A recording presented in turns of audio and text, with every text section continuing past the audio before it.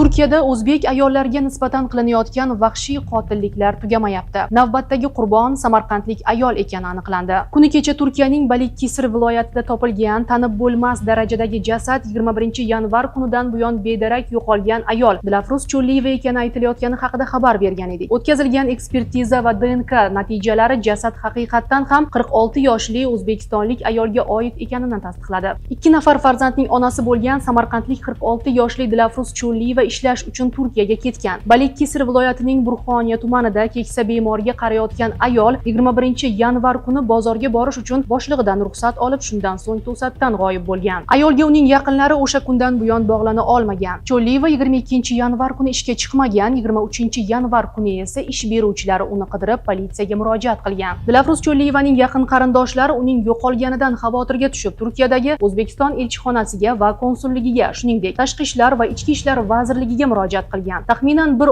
oydan buyon onasidan darak ola olmagan o'g'li Shohrux To'raqulov onasining qandli diabet bilan og'ringanini aytgan. 2-mart kuni Turkiyaning O'rmon hududidagi Havran qishlog'idan ayol kishining tanib bo'lmaydigan holdagi jasadi topildi. Uning ustidagi kiyimlaridan 46 yoshli Dilafruz Cho'lliyeva bo'lishi mumkinligi aytilgan edi. Dastlabki ma'lumotlarga ko'ra, jasad parchalangan holda bo'lgan. Bu holat hayvonlar tufayli sodir bo'lgan bo'lishi mumkinligi taxmin qilingan edi. Shundan so'ng o'tkazilgan surishtiruv va sud tibbiy ekspertiza xulosalari hamda DNK natijalari jasad haqiqatan ham samarqandlik 46 yoshli ayolniki ekanini rasman tasdiqladi. Tergov davomida jami 4 nafar gumonlanuvchi fuqarolar qo'lga olingan. Mazkur holat yuzasidan Cho'lliyevaning tanishi ekani aytilgan 44 yoshli shaxs, shuningdek, uning 40 yoshli 2 tanishlari va yana 22 yoshli shaxs ham qo'lga olindi. Huquq-tartibot idoralaridagi so'roq jarayonlaridan so'ng sudga chaqirilgan 44 yoshdagi fuqaro hibsga olingan. Qolgan 3 nafar gumondor sud jarayoni davomida qamoqqa olinmasdan shartli ravishda qo'yib yuborilgan. Eslatib o'tamiz, bundan sal avval 2 o'zbekistonlik ayol o'z hamyurtlari tomonidan vahshiylarcha o'ldirilgani haqida xabar bergan edik. Ulardan biri Durdona Hakimovaning jasadi bo'laklarga bo'lingan holda topilgan bo'lsa,